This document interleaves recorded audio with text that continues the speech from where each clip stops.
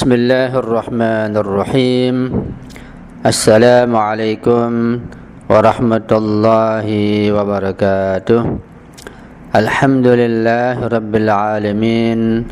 Wa sallallahu ala sayyidina wa maulana Muhammadin wa ala alihi at-tayyibin at-tahirin wa ashabihil muntajabin. Amma ba'du.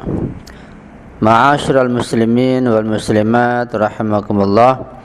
Pada pertemuan yang telah lalu saya sudah menjelaskan beberapa hal yang berkaitan dengan masalah niat puasa.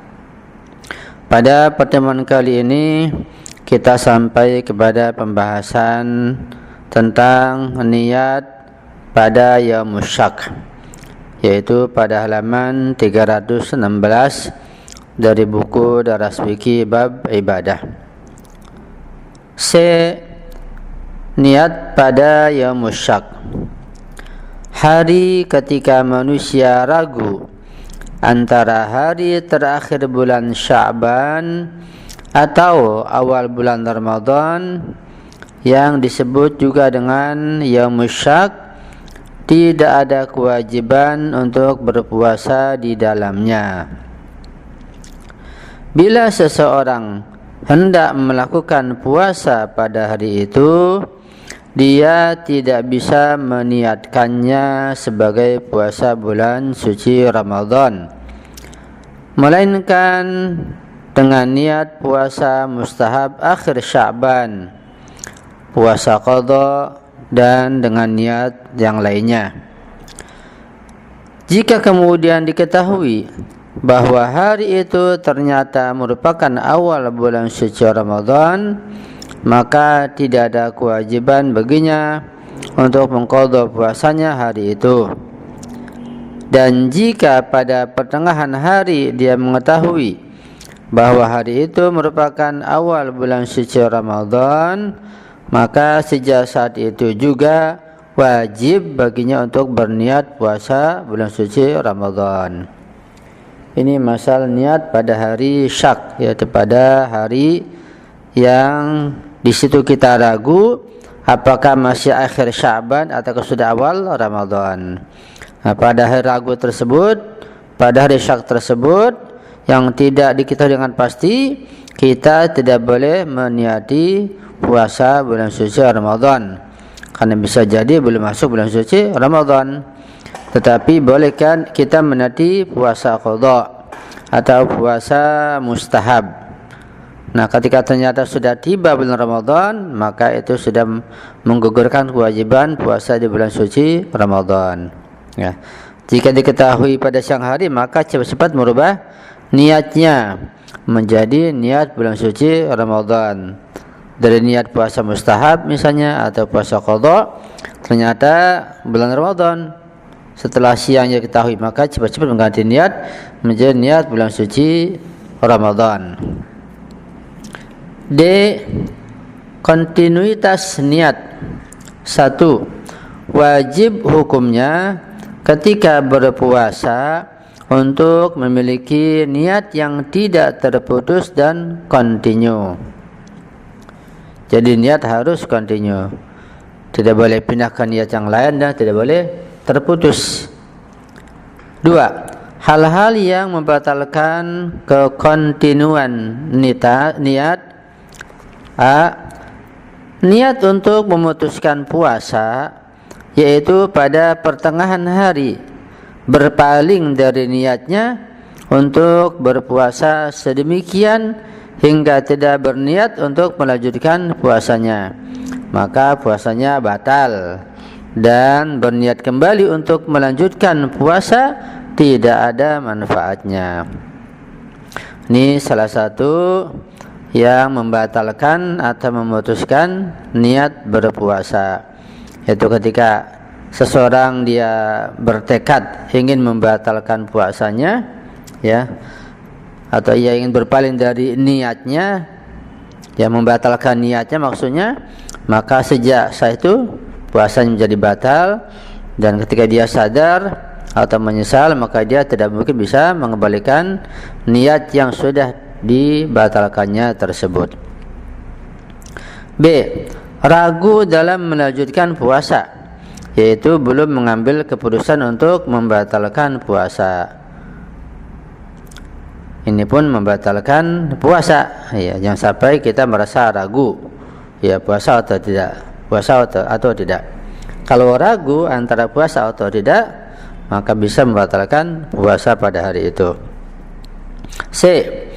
Niat yang jelas, yaitu telah memutuskan untuk melakukan hal-hal yang bisa membatalkan puasa, tetapi belum melakukannya. Yang pada dua keadaan terakhir, ihtiyat wajib baginya untuk menyelesaikan puasa, dan setelah itu harus melakukan qadanya.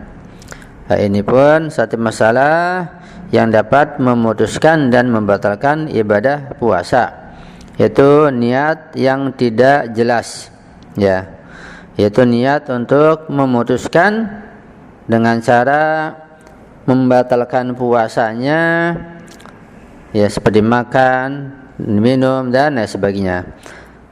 Artinya ketika seseorang telah bertekad bulat ingin membatalkan puasanya dengan makan, dengan minum, dengan yang lainnya, maka sudah batal sejak saat itu, sekalipun makannya belum dia lakukan, sekalipun belum minum, sekalipun belum batalkan puasa dengan sesuatu yang dia tujukan, tapi sudah dianggap batal ketika niatnya sudah mantap untuk membatalkan puasanya.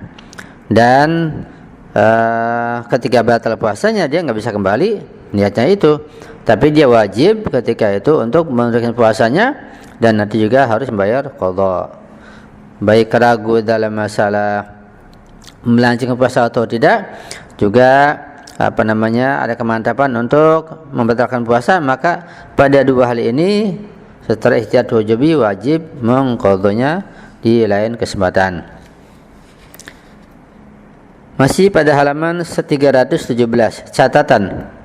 Apa yang telah kami katakan di atas adalah hukum-hukum yang berkaitan dengan puasa wajib yang tertentu waktunya, seperti puasa pada bulan suci Ramadan, yaitu puasa wajib dan waktunya tertentu, dan puasa karena nazar yang tertentu waktunya, dan lain sebagainya.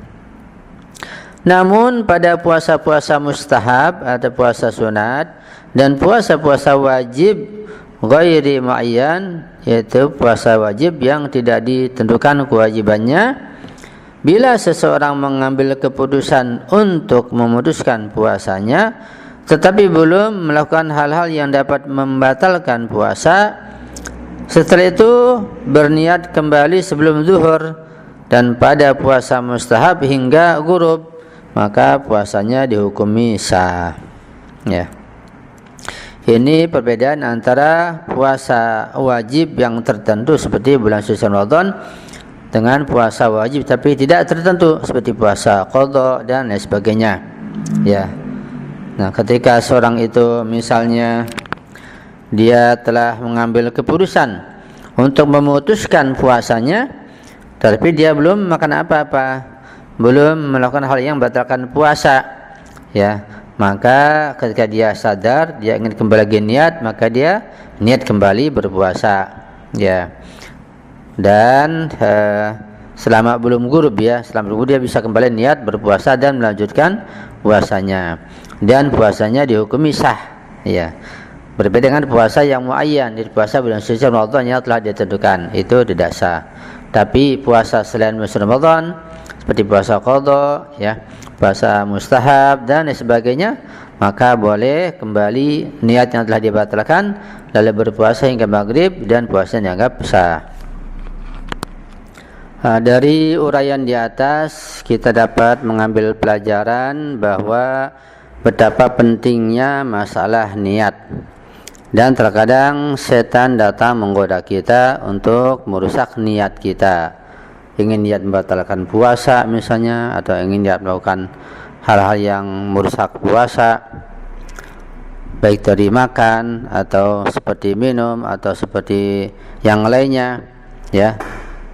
Maka sebelum melakukan hal yang batalkan puasa, sudah batal puasanya ketika niatnya sudah tekad bulat. Karena itu kita harus hati-hati, jangan sampai niat kita rusak ya dengan bisikan setan, dengan hawa nafsu, sehingga puasa sudah rusak duluan sebelum melakukan hal yang membatalkan puasa. Sampai di sini dulu, mudah-mudahan kita dapat memahami dengan baik dan kita bisa mengamalkannya dengan sebaik-baiknya insyaallah. Jika ada kehilapan, ada kesalahan, kelupaan, mohon diperbaiki, mohon doanya selalu, dan saya akhiri. Wassalamualaikum warahmatullahi wabarakatuh.